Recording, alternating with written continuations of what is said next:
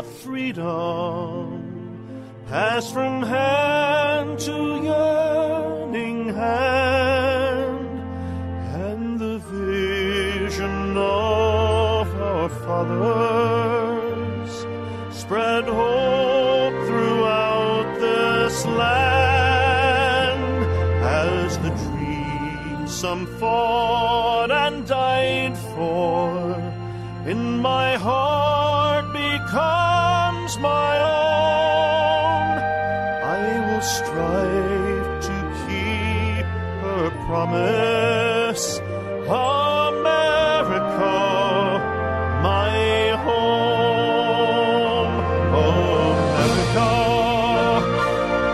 America, may God bless America, and freedom reign across America, my home.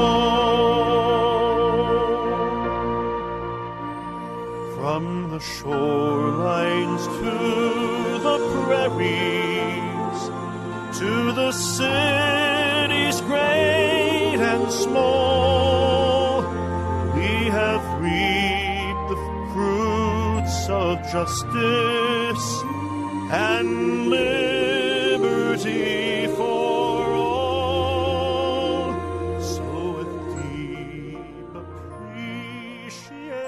So with deep appreciation for the blessings of freedom that we know in this great and wonderful land of ours, I'm Dr. George Simon, welcoming you to another edition of Character Matters. This is the program where we talk about what I consider to be the defining issue of our time, the character crisis that we face, and that I write about and I blog about at my blog at manipulative-people.com. I write about in my books, In Sheep's Clothing, Understanding and Dealing with Manipulative People, my book, Character Disturbance, The Phenomenon of Our Age, and also The Judas Syndrome for those of you of the Christian faith community. And tonight we have a special program. We will have you join the conversation if you wish. If you have any questions, toward the end of the program, I have an interview scheduled for today that will run about 45, 50 minutes or so, which you should enjoy. It features one of the other broadcasters here on the UCY.TV network. A conversation I had with Michael Cross about his books, which are on a very interesting topic that I've spoken about before, that being psychopathy. So the number to call if you have questions toward the end of the program will be 718-717-8296. That's 717-8296, area code 718. And I'll give that number out again once the interview is finished. But as I said, today's program is going to be a little different. In just a few moments, we'll begin the interview with Michael Cross, and I'm sure that you will find it of real interest. The topic is one that I've written about many times on my manipulative-people.com blog, and one that I have written about extensively in my books, In Sheep's Clothing and Character Disturbance. So right now we're gonna cue in the interview here. The quality may not be quite up to snuff, but I think you'll enjoy it. And so, without any further ado, we'll go to the interview. My guest tonight is Michael Cross. Michael is a featured broadcaster here on the UCY.TV network. As a matter of fact, it was primarily because of a suggestion of the producer after I guested myself on Michael's program that I even got a program of my own on UCY.TV. So I want to welcome welcome Michael to the program. Michael, first tell us a little bit about your program. Okay. Well, my program's over. It's, again, like you said, it's on UCY TV, and it's called Unlock the Door Radio. And we deal with a variety of issues. Usually, they're dealing with everything from psychopathy to other psychological conditions and how they affect society as well as society itself, and the hold the media has on people's minds. If they want to see some of the previous shows that I've done, they can go to my YouTube station at Michael Cross. That's the one. It states Freedom from Conscience, because that's my book series. And also they can check some of my writings over at michaelcross.net. Michael, I'm going to ask you to repeat, if you don't mind, the very first bit of information, because we had an internet little squibble there, and the first part of what you said was a little garbled. So if you could say that one more time, I'm sure the folks listening would appreciate it. Yeah, I was just mentioning that my show, Unlock the Door Radio, is one that deals with mostly how psychology, politics, and society in general come together, and gives people kind of an explanation as to why their elected representatives or why the media or so forth act the way that they do. And where can people go to access your material? They can find recordings of most of my shows at michaelcross.net, and that's the one that will also state when you type in to the search at YouTube, it would say Freedom from Conscience, which is the book series that I have. And also they can see stuff that's dealing in a written form at my website at michaelcross.net. Great. Thank you so much for repeating that information. I'm sure the audience will like to have that. And by the way, that title of your series, Freedom from Conscience, I love that. Not because I like the kinds of people who display that kind of behavior, but because your title reflects a dimension of this whole problem that I think hasn't gotten very much attention. And so I hope that in our discussion today you can tell us a little bit about how you came by that title and what that dimension of psychopathy means for you. Oh, absolutely. I'll go into as much detail as you wish. Okay. So tell us about you've got this new series and a new book. Is that correct? Yeah, it's part of the same series, Freedom from Conscience. This one here will be the fourth in the series. I'm hoping that the publisher will go for all six. And the fourth one is called Freedom from Conscience, Descent into Darkness. And they all follow the same character, a young woman who starts out in the first book as a high school student, and she realizes she's a little different. And the difference, of course, is that she displays a lot of psychopathic tendencies. And so what I chose to do I'm going to interrupt you for just a second, Michael. You make an important point right off the bat, and that is that she knew. You say that this character, she knew she was different. Mm-hmm. So, which leads her to be somewhat of an outsider. Now, the thing is, I create the character to let people see exactly what goes on in a psychopathic person's mind, and it's a first-person narrative, well, similar to movies you've seen, let's say Clockwork Orange, in which you follow in the main character's eyes, and also his voice is narrating it, the Alex character. Yes. And she's kind of, now, before people think she's the villain, she's actually more of she's an anti-hero.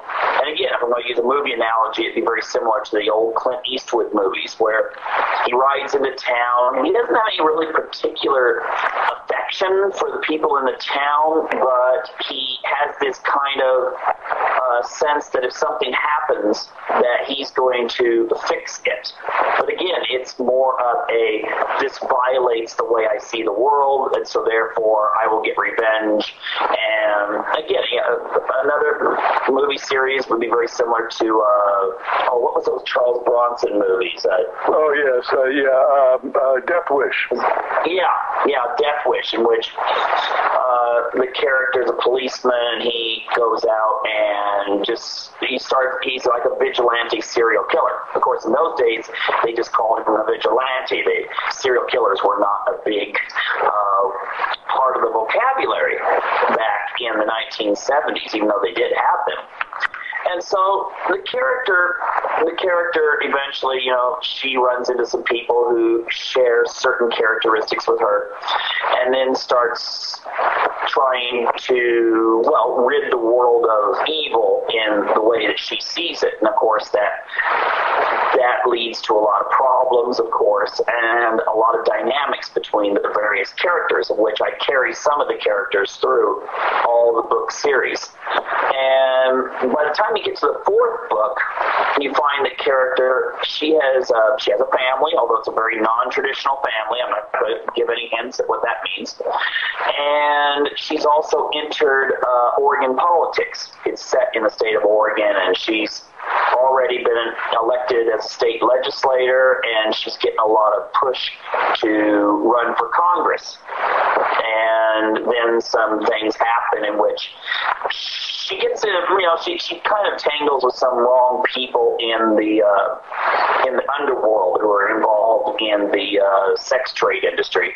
And then that leads to the plot, of which, it's kind of her versus them. Her is more the predator after other predators. And I won't say how it ends or anything, but I think it's pretty exciting. The publisher really liked it when he read it, so we'll see how it goes. So I take it that this predator against predator motif is kind of analogous to the storyline in Dexter, the popular Showtime series from a while back. Is that kind of like that? You cut out, but were you mentioning Dexter? Yes.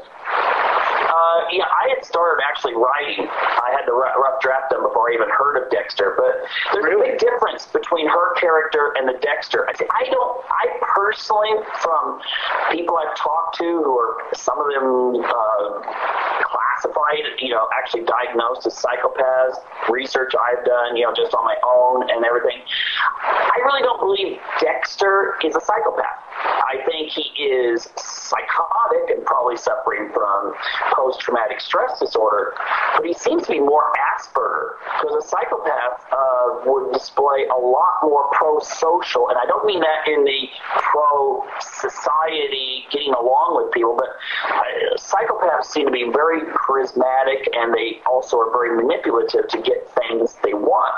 Dexter was sort of like obsessed with his little blood fetish, you could say, and he's very happy in his little corner and, not really interacting with the people in his department. Yeah. So it seemed to me to be more of suffering from some sort of Asperger, and then later you find out that he's, suffered a really horrendous loss of his mind. Yeah, I did a series of articles on one of the blogs that I write for about just how accurately the character was portrayed as a psychopath. And really, he's kind of an amalgamation of a lot of different things. And so some of the characteristics they gave him were not at all that accurate, but he made for an interesting character. Oh, yeah. I mean, there was times in the series, I don't want to talk too much about, Dexter, but there was times in the series where he, and I will note too, so no one thinks I even copy it, I will note that I started watching the series after the first book was actually already in the process of getting edited and published. So you had this idea early on, even before it became kind of rogue, and what gave you what prompted you to compose such a series? Well, what was actually interesting, it was kind of ironic, because I have this kind of, kind of of dark sense of humor in which people would ask me, because I also do a lot of stuff where I do projects around the world, with select students. And a lot of those involve going to done some work in Tibet and China and Venezuela, those kinds of places. And I'd get people ask, well, what do you guys do down there? And I just started getting this kind of joke and, having the people I was with play along. And, oh, yeah, we go down there and, we go out and go on murder sprees, stuff like that, just for fun, just to see how people would react and everything when the other people played along. And then someone, that I was doing this joke on actually said, you should write a book about that. That would be fantastic. And I was like, yeah, it would be, wouldn't it? So I write the book in which the first book deals with the person that recruits the main character into serial killing is her teacher. And then it, just goes from there. So, and I thought, with all the academics that surround, because I have a strong interest in politics, obviously politicians don't fit the mode of the guy that sits in the basement and cuts out newspaper articles about, various crimes and so forth that he or she has committed. So, since I had actually studied up on psychopaths, the ones that are really intelligent do wind up making the laws. They are the ones that we elect to Congress, to the presidency, and so forth. It would be interesting to create a character who embodied every aspect of the psychopathic personality, but then to let people see through her eyes how they would see a situation. Like the first time she actually does commit a murder, most people would be very devastated. She's worried about how this will affect the person that she's interested in. Will they look down upon her? I think maybe you've seen that in Psychopaths. Yeah, from a purely practical sense, I talk about that in a couple of articles. A very practical regret, not the same as remorse or guilt, but a very practical regret. Yeah. Well, in her case, she's more interested in, again, not giving away too much of the plot. She's more interested in how she's wondering about religion. Is this person's soul that she's just released? Is this person, still cognizant? Are they dead? She's in her mind, she's thinking about philosophy versus the fact that she's just killed someone. And in that sense, most people would be just totally devastated. I've read about soldiers, the first time they ever kill anyone, they're just like a psychological mess. Many of them never get over it. Whereas a psychopath, they may be able to go to work the next day or go to school or anything like that and be thinking about totally different things than what they just did. Yep. Well, have you studied this topic for a long time? Yeah, but not like in a clinical setting, just reading up and really just voraciously trying to find things that match and put together. And in my radio show, I've interviewed, I've interviewed 3 people that are diagnosed as psychopaths. And each time it confirms that I have gotten it down the way it's supposed to be. Yeah. And also I've interviewed people like, I interviewed the woman who wrote the books, one of them's called Women Who Love Psychopaths. Yes. And I interviewed her last week. And, of course, most of the people that come from that perspective are telling me all the devastating things that psychopaths do. But I don't believe that they're like, evil robots necessarily. I think that they just think in such a way that they may seem like robotic individuals. Some alternative media claims that, they're reptilian or something like that. And I think that ultimately, again, if you look at character, the best way to relate to something psychologically is to see characters. And, the Clint Eastwood character in those spaghetti westerns, James Bond, I mean, I think, how do you feel about it? You think he's like a psychopath? He's got some qualities. You raise a point here. One of the points that I make in my book, Character Disturbance, and I've featured in many articles, and I do this training all the time for professionals. One of the main points I make is that we're now coming to realize, just as we did with the autistic spectrum disorders, that character disturbance exists along a spectrum. And there are very few folks who occupy positions at the very extreme end of that spectrum that we would appropriately label as psychopathic, totally devoid of conscience as we know it, and who have the incredible ability to either be devoid of emotion or to compartmentalize emotion when they want to do heinous things. Those folks are at the extreme end of a continuum, but there's a whole continuum there, and in our crazy age, in our age of rampant moral relativism, entitlement, permissiveness, etc., we have a lot of folks who fall somewhere on the spectrum who fall just short of being out-and-out psychopaths, but are still some pretty dangerous and pretty interesting and not healthy characters. So James Bond would probably fall somewhere on the continuum. Would I classify him as an out-and-out psychopath? Probably not.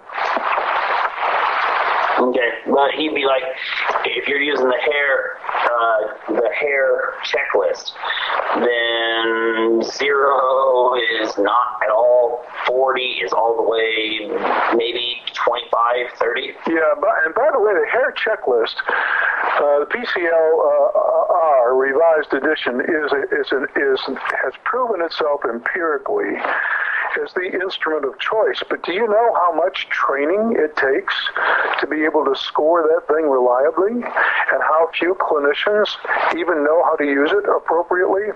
The literature is very clear that certain scores really do mean something, but the fact is you have to really know what you're doing, and you have to have plenty of confirmatory background information with which to be able to score it. So yes, provided you have enough information about the person's background and providing where they load on the scales, yes, that's exactly what I'm talking about. Mm-hmm. Yeah, the thing is that, where would you say that, let me think here, would you call a person who, let's say they score 20 to 25, and let's say for sake of argument that that's been done in such a way that it's professional. It's not just looking at the list on the internet and then doing the questions. Right. Would they be kind of like, without getting it confused with BPD, would that be considered maybe a borderline psychopath? Yeah, but also depending on how they're loading on the scales. Mm-hmm. The essential factor with psychopathy is what some researchers have called this cold-heartedness. It's the senseless, callous, and remorseless ability to use and abuse others without any compunction. It's a kind of malignant narcissism that has the person believing that because they are innately superior to these human beings who have qualms and have consciences, that they're entitled to prey upon them, much like we would snuff out a spider or an ant that was coming into our house. We'd step on it without a second thought, saying to ourselves, perhaps without much of a second thought, they're not coming into my house, and they're a lower life form, and I deserve my creature comforts. So it's that kind of callous insensitivity to other human beings that is the prime factor in psychopathy. Now, there are other factors that may or may not be present, some of which load on the psychopathy scale. But the big one is that factor. So I would say with qualification, I would want to look at how the person is scoring and whether or not the load is primarily on factor one, because that's the one that counts. Okay, could you explain that? Factor one, as I said, is that heartlessness, that extraordinary lack of empathy for other human beings. Factor two has to do with social parasitism, antisocial behaviors, criminal behaviors. With the psychopath, factor one is the essential thing. There are a dime a dozen crooks out there and social parasites who are not psychopaths. The essential feature is that heartlessness. So even though there are other items on the PCL that load on the overall score, if I were wanting to see how borderline a psychopath somebody is, what I want to see is how they're loading on factor one. Factor one is that callous, senseless, remorseless use and abuse of others, rooted in an extraordinary lack of empathy or an incredible ability to compartmentalize emotion. It's the heartlessness. That's the key factor. The social parasitism that can sometimes accompany psychopathy and also loads on the scale is not an essential feature. So there are plenty of dime a dozen crooks out there who are social parasites who are not psychopaths. And how borderline a psychopath is would depend on how strongly they load on factor one. So I wouldn't want to look just at the score. It would be wrong to say, well, their score comes very close to the cut score, so maybe they're a borderline psychopath. That wouldn't be quite fair enough to say. I would want to see what items and what factor those items are related to, what items are loading on the scale. And if they're factor one items, then I'm getting concerned that we're dealing with somebody who's almost a psychopath. Yeah, because I've actually known people who they'll actually say that they don't feel guilt for anything they've done. They might feel disappointment if they do something and it turns out that it didn't benefit them. Then they feel disappointment, but they don't feel the guilt. They don't feel any kind of moral obligation to feel bad about something. And then they will actually say that while they may feel sympathy for people, they don't feel empathy.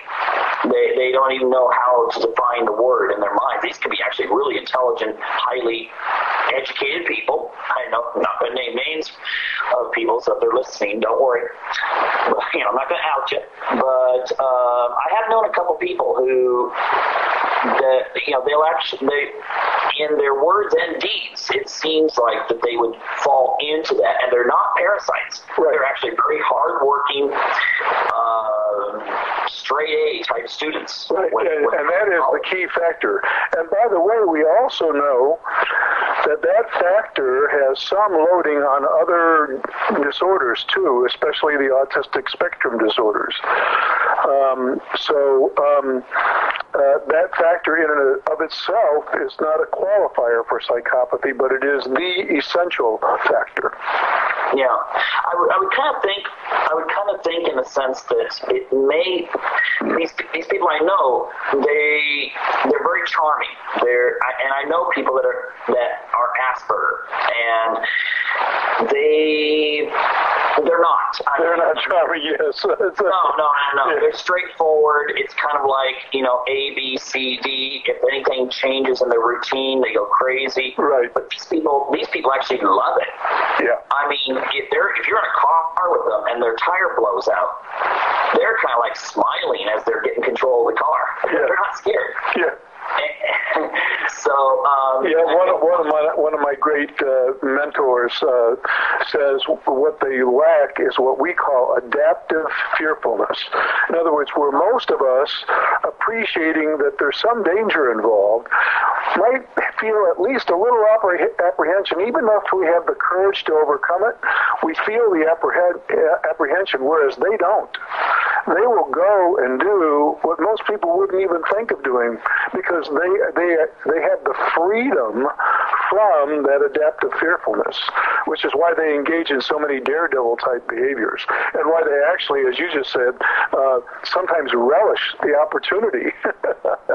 Yeah, this person I'm telling you about, and I'll believe what she said, she lost control of her car and spun and hit the other side.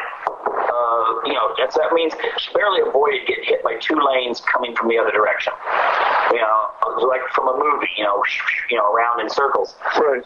And she said that she didn't feel anything when she got out of the car. She was just trying to see what happened to the car, and the policeman who showed up actually commented, "You're not fearful. You seem to be totally calm." And Yeah, Michael, it was this very realization. You see, all this research on psychopathy and the reinstating of the term, how it came back into usage, and the whole thinking about it, we owe this all to Robert Hare's work in Canada. It had sat pretty much on the shelf for years since Cleckley first talked about it many years ago. And then there was all kinds of misconceptions about it, and even a lot of professionals who poo-pooed the whole notion. And if it wasn't for his groundbreaking work several years ago, and bringing back the research on it and developing the instruments, we wouldn't have any of the information today that we have. But it was primarily this feature that got me to realize the horrible shortcomings of traditional psychology paradigms and how destructive those paradigms were for people who were trying to get help if they were dealing with someone in their life who was at least to some degree like this. Mm-hmm. Yeah, it reminded me of something that someone told me once that when they were a kid, because I know that you're not supposed to diagnose kids, but they were talking about when they were a kid, that they were fishing one night with their dad, and I guess it was catfish or something like that, something that just bites and then just goes with it. So you don't have to be holding like you're fishing for trout. And when some fish bit, again, pure darkness, I guess, at least that's what he was saying, that the pole flew up and flew into the river. And without hesitation, this person I was talking to, they were about 12 years old, said that they just dived in. They didn't even think. Right. They dove in, went underwater, got the pole, got the fish too, and came out kind of like, okay, well, yeah. I said, well, didn't that scare you? And they were like, I didn't think about it. I blacked out. Right. And, I make also this point in my books and in my articles and during my training, too. This extraordinary goal-directedness that they have without adaptive fearfulness is something people really need to recognize, because it's not like these folks necessarily have sadistic tendencies where they enjoy hurting people. It's really often not a second thought. If they have a goal in mind and it involves doing something unthinkable, it's the pursuit of the goal that they're after, regardless of the consequence. They don't even think of the consequence. And if somebody gets hurt in the process, so be it. But so often they'll do these kinds of things without the expressed intent to hurt. Now, it's a whole different ball game for folks who are psychopathic and also have sadistic tendencies. That's a whole different ball game. Fortunately, they're rarer still, but they're out there. Yeah, that's why the character in my book, the way I present her, is there's a hint of sadistic behavior, but just a hint. But most of the time, it's very just, this is an objective. Kind of like, I guess, if you were a CIA assassin or something. But again, you're not taking orders from anyone. You're just doing it yourself. And then going in and accomplishing whatever goal that you've set. So, like I said, I play around with it, but I don't make the person seem like they're they're like, they want to just sit there and torture someone and for a few days, or something you might see on Criminal Minds or something like that. This sounds like such an interesting series. Who is the publisher, Michael? It's a little publisher out of Texas, so it's, I don't make a lot, but it's Black Rose Publishing. Uh-huh. And all 4 books can be found there. They're also on Amazon, but you can go directly to Black Rose Publishing and just type in Freedom from Conscience. So it's, again, what I like to do with the book is the first one is set in high school. A classic outsider, but also someone who's got psychopathic tendencies. The second one's set in college when the gal is actually finishing up her PhD in psychology. And, what happens when she's reintroduced to the lifestyle that she has tried to give up after high school, after a few tragedies. And then the third one deals with actually the irony of the fact that she writes a book that's a text on psychopathy and is doing research, gets captured by an actual serial killer who has no idea who she is, but thinks she's interesting and would like to make her an apprentice. So it gets into a lot of really dark, whereas the second book, everything comes out really nice for her. The third book is really, that's why it's called Descent into Darkness, because what would happen if you had 2 people who are psychopaths, but they're at odds with each other? Are you going to... I'm sorry, go ahead.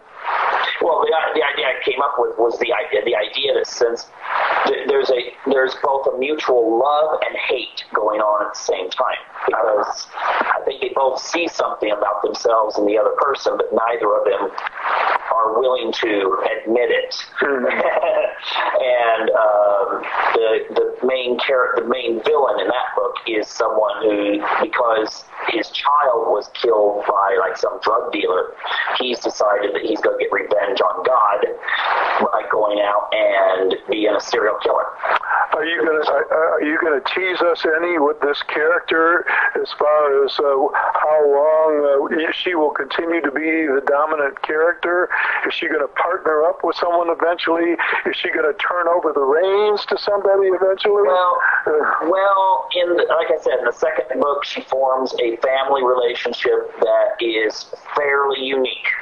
And if you know anything about psychopathy, you know that psychopaths are not at all caring about social standards, social norms, or anything like that. Like Charlie Manson and his family. Yeah, let's leave it a little bit of a hint there.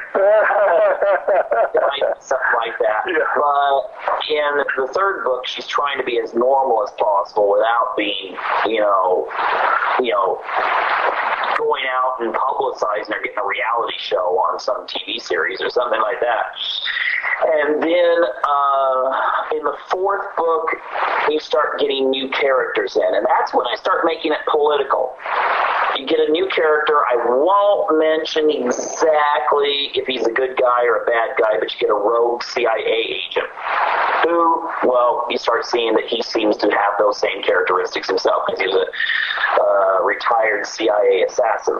But you don't know whether he's part of the good guys or the bad guys until the very end.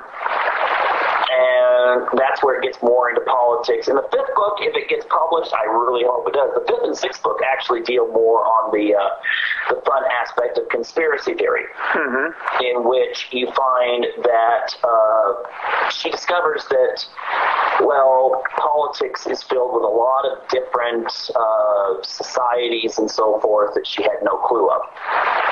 And then she finds out, oh, go ahead. No, go ahead. I'm sorry. I was going to say, just a teaser there, it's that she starts finding out something about herself that she did not know about her past and so forth, her history.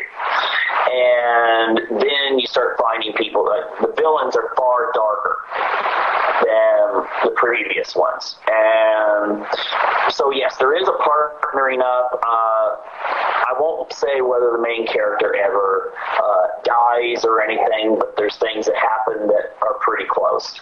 So, again, it's classic, what would you call it, journey of the hero. Mm-hmm. But it goes through so many different phases as, because each book ends with a new phase of her life accomplished. But then it opens up a new phase and a new phase. And then, like I said, it gets into stuff when it gets into the politics and some of the secret societies and so forth. I never use the term Illuminati or anything like that. But it's something similar. And it, you see what the dynamic of what would happen if someone who's really resenting the fact that now their freedom has been taken away, how they will react within the confines now of being integrated into something that they never had any dream of ever, this kind of thing existing. Yeah. If you don't mind, I'd like to redirect the conversation just a little bit here for a bit. But I'd also like to for you to tell the listeners whether or not your books are available in ebook form as well. Oh yeah, they're all on ebook. Oh, excellent. And all those kind of things. You can, if you just type in "freedom from conscience" and then go to my the best thing you can do is go to my website at michaelcross.net, and then all the names of the books. I haven't put the fourth one on there yet because its release date's in a couple weeks, but the fourth one will be there soon. And then you would just Google those, and they're offered through like Amazon and all the other ways of ordering books. Great. But the area I wanted to steer us into a little discussion of here is, it seems also that you've kind of did some, at least, armchair theorizing about our our socio-cultural milieu and these character disturbances that we've had that appear to be at least somewhere along the continuum gaining in prevalence. And I was just wondering if you had some notions of your own about just what's going on here, where we seem to have, hardly a week goes by where we don't have some kind of headlines made by some character who shoots up a school or some person in high office is found out to be just exactly the kind of snake that they really are, or what do you think is responsible for this? At one time, the developer of the term psychopathy and the person who categorized the features of this had called it one of the most rare kinds of conditions that he'd seen. And by the way, he gave it the label psychopathy because he thought it was a form of moral insanity. He thought that basically it was a type of insanity that wasn't like normal insanity where the person can't reason, because these people reason just fine. And they were not delirious, and they were not under the throes of hallucinations or delusions, but their absence of conscience was so profound and seemingly so nonsensical. That's the key. It didn't make any sense that he thought it was a form of what he called moral insanity. And it was quite rare. The thoughts were at that time that,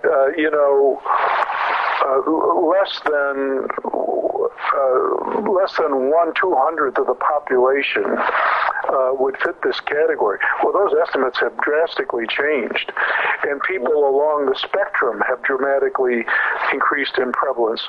What do you think is responsible for that? Well, okay, first I'm going to say, when you hear about school shootings and stuff like that, I don't think most of those are psychopaths. It seems that they're all like people that are on some sort of major medications most of the time, treating other sorts of disturbances. And so I'm not sure that would be a factor. mean, that sort of thing. But when it comes to, let's go back to what you just brought up, the idea that it used to be considered 1/200th or something like that. What I think was a difference, and here's my when it comes to psychopaths, because I actually do believe there's a genetic component. I think there is something that, at least from what I have read and so forth, it seems to be a genetic component involved in it. But its expression may be different depending on how the child is raised. And I think back in the 50s, when people did studies, most of the people you'd be doing studies on in the general population, I'm not talking about criminals, but the general population, would be people who kind of like the character that I create. She's a psychopath, but she has an ethical base. She's ambitious. She has a, kind of a sense of,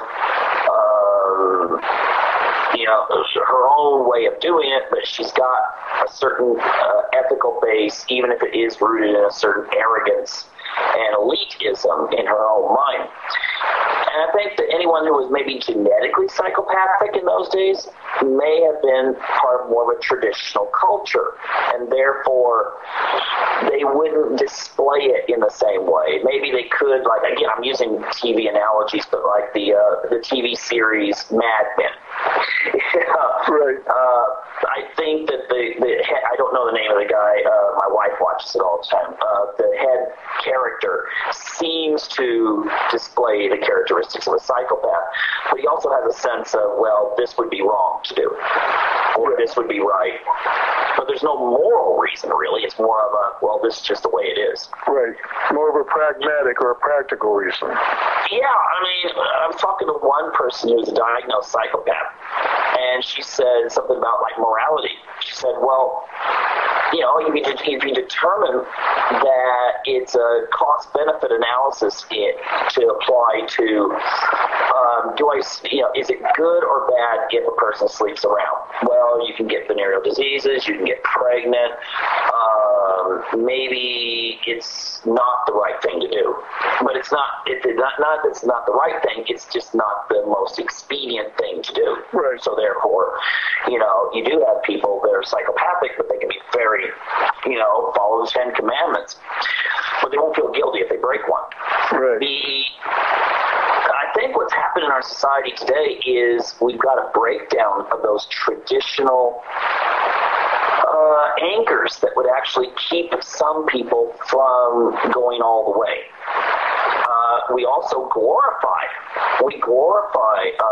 the psychopath. I was listening to, I won't name names, but he's a famous director, and he was talking about like Wall Street. It used to be, this kind of thing where, people went in there. Of course, they were probably psychopathic, highly driven, but there was a sense of ethics that permeated, like in the 70s. But now it's more like just it's that whole idea of, if you're in my way, I will eat you. I mean, I will make money no matter what. And we glorify that. In the media, we have all kinds of shows that, lifestyles of whatever, where we're showing people with giant, mansions and everything. And it's kind of like, oh, we must worship this. Yeah. So we become very consumeristic, and consumerism fits right in with psychopathy. If you're a marketer, if you're a businessman, or if you're a politician, or we have soundbite news now. We don't have news. Network news is not news. It's sound bites. Right. And that fits really well for and drama. Yeah. And so it's pure theater half of the time. It's entertainment. I mean, yes. And the thing is, the psychopath, that's perfect for them. They go in there. Well, you've got two of the factors that I think are responsible for this. Any others that you're thinking of? Well, when it comes to psychopathy, I think that's something that the society has now basically turned around and said, hey, we like this. And then they act surprised when people are that way. And with the narcissism, I've watched enough, my daughters turn on children's TV nowadays. And it's like one long commercial this kind of shallow, materialistic attitude on life. And I think we have a lot of, like, they may not be genetically predisposed to narcissism, but we have a lot of narcissistic wannabes in our society. I think, and what's funny about them is they don't have that kind of, they're almost like, if you call like a psychopath or a narcissist maybe a wolf in sheep's clothing, well, the thing that they've done is they've convinced the sheep that they're wolves too, if they buy these products or elect these people or do these things. Right. And, so we got a lot of people that really are sheep, but they think they're wolves. They think they're this really individual type person, when in reality, they're just being led by the nose. In this kind of, I've heard about this, from many, many, many people in education. A lot of students now come to school wearing designer clothes with a designer phone, iPhone, and it's almost like a teacher's interrupting them when they say, hey, it's class time. Because, they've been raised on this whole attitude that there is no real work when you go to school. It's the place where you show off your new clothes, your new purse, your new iPhone. Well, then again, they're not the narcissists that make it up in politics. They're the ones the politician or the businessman is making money off of. Yeah. Perhaps you can say just a few closing words for our audience members about just what it is you hope that they will do to discover your work and your thoughts on this topic. I know you have your own website. You've got your books that are available on Amazon. Anything else? Do you have a blog or anything like that? Well, website, blog, it's, that's kind of same thing. So just come to michaelcross.net. In fact, I was going to put up something about not narcissism, but the war on the individual.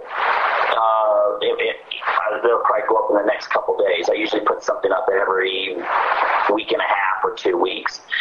And the thing I would encourage people to do is when you tune in to anything going on in politics, don't think that the people are acting insane when they do certain things or they don't do certain things. Because if you understand psychopathy, and it explains much of what we see in politics today. It explains why a politician can get up and lie to people, almost to that state of gaslighting the public. Yes, even when the truth would do just fine.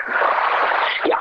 Even when the truth would do just fine, it's almost like this art they have of being able to lie and use this whole spin doctor thing. Yeah. I have two articles about that, actually, that make sense of what appears to be nonsense. I actually, a while back, after working with a high volume of psychopaths in the prison system, I came to some conclusions based on evidence that I was gathering about the rationality of that kind of inveterate lying that seems so senseless. There's actually purpose to it, so I've actually written some articles on it. Oh, that'd be interesting. Send me the link. I'd like to see those. I just think it's amazing that people don't understand that every word that a national politician says, well, maybe the exception of Donald Trump. I have a few things to say about him. But, he seems not to care. He just gets up and just says it. But all the others, everything they do is carefully crafted. It's written. It goes on the teleprompter that they're reading from. Because the game of manipulation never stops. Yeah, I mean, if you know anything about Frank Luntz, the really famous pollster consultant. Yeah. His job is to tell you what words and phrases will resonate with the people. Yeah. And, all the politicians are using these kinds of people now. And so nothing they say is genuine. They're saying it so they can get the message out. And if you understand psychopathy, if you really understand it, look and see how Democrats, Republicans, leadership see what they say, what they do, and then understand there might be something to it if you actually learn about how psychopaths think. Yeah. Well, it's pretty simple. If I'm going to have the power, I've got to win. And so if I don't do all these manipulations, I might not win. And winning, of course, in the words of Lombardi, is everything, especially to these kinds of character-disturbed folks. Well, Michael, I can't thank you enough for coming on the program today. It was interesting, very interesting discussion. I remember fondly our first visit. I hope I can guest again on your program sometime. And I'd be glad to have you back sometime on this program. I hope folks visit your site and avail themselves of your work. And I hope we get a chance to visit again real soon. Okay, excellent. It's been really interesting talking with you there. And then do send me those articles. I'd like to read them. I will do it. Okay. Take care, Michael. Appreciate it. Hey, you too. Bye now. Bye-bye. Well, there's our interview with Michael Cross. I'm sorry that there's barely going to be time for perhaps one question or comment from the listenership. If you have a comment, you want to make it at 718-717-8296. I'm happy to take your call. We have just a few minutes left of the program, but an interesting conversation. It sounds like Michael's got some interesting fiction there on a psychopathic character. And it sounds also like the character that he has fashioned is far more true to the psychopathic M.O. Than some of the TV characters like Dexter that there have been recently that have tried to basically inform the public through fiction what these characters are like. So visit Mike's website and check out his books and tune into his program here on UCY TV. Maybe we can have him again on the program some point in the future. Maybe also you might hear me guesting on his program again sometime in the future. Like I said, it was on Michael's program when I guested the first time that one thing led to another, and I ended up with my own program here on UCY.TV. So I'm very grateful for that opportunity. And check out some of my articles on manipulative-people.com and also on the Counseling with 2Ls resource.com website on psychopathy. There's the series Psychopathy 101. There's the series about what psychopathy is really all about, what psychopaths are really like. There's a particularly good series on malignant narcissism being at the core of psychopathy. This is an interesting insight that I have had that explains the reason that these folks without empathy feel entitled to prey upon others.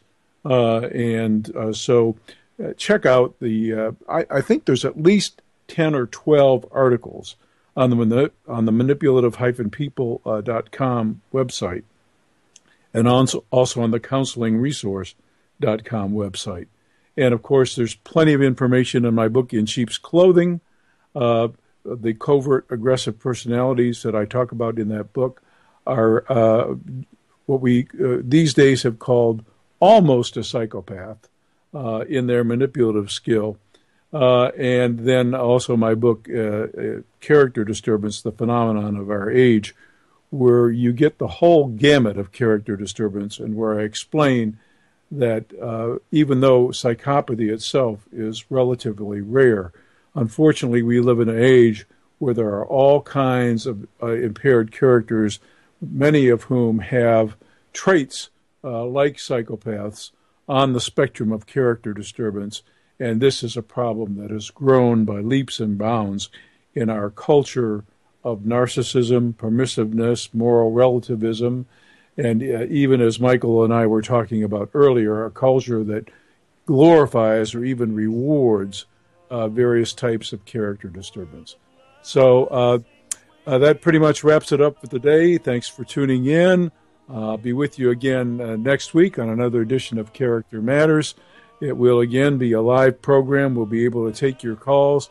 No interview next time. It'll just be a live program, and I'll be able to take your calls. So tune in again next week for another edition of Character Matters. I'm Dr. George Simon. Thanks for tuning in.